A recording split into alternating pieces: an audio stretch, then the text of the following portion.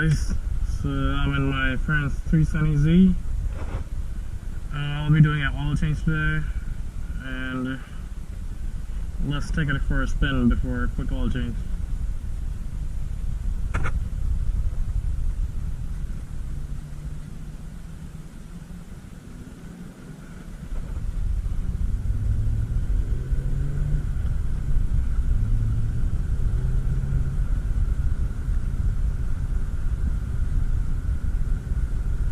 It's definitely nice to be back in a Z. It's not mine, but hey, it still feels great.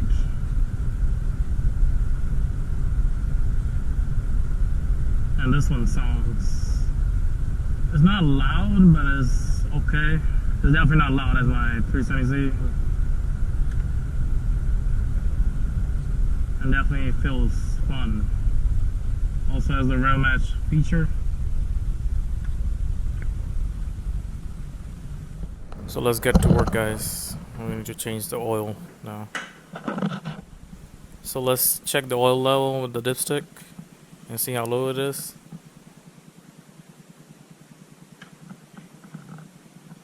As you can see, it's right at low, so we definitely need to change the oil now.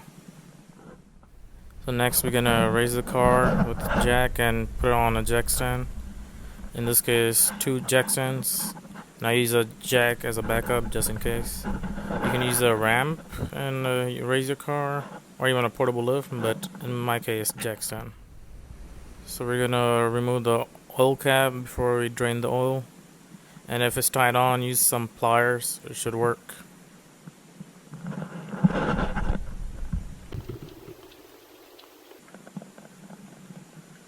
Next, we're gonna get under the car and remove all the bolts to remove the cover that's under the oil pan.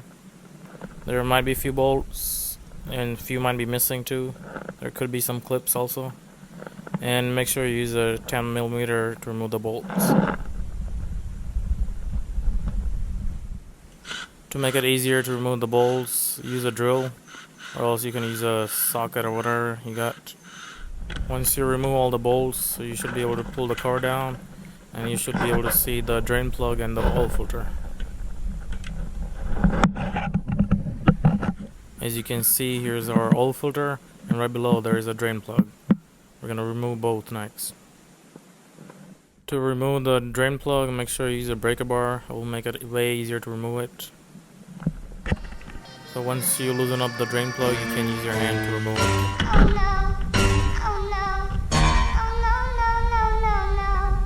Once you remove the drain plug, use a oil filter wrench. In this case, I'm using a rubber wrench because the filter was tied on, and this made it way easy to remove. After that, make sure you clean up everything and then put new filter in and new drain plug, and make sure they're tied on. Now we're going to use some 530 oil and pour it in using a funnel, and make sure you use a dipstick to check your oil level. You don't want to put too much now. Once you put the oil in and check the level, make sure you go under the car and see if there's any oil leak. If there is, make sure you tighten the bolt or the filter more. Last but not least, start up the car and see if there's any oil leak underneath the car.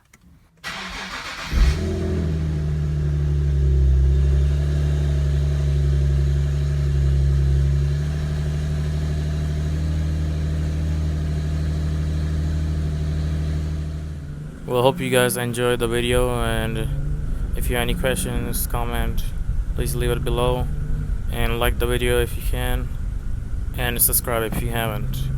I'll see you on the next video, guys. Take care.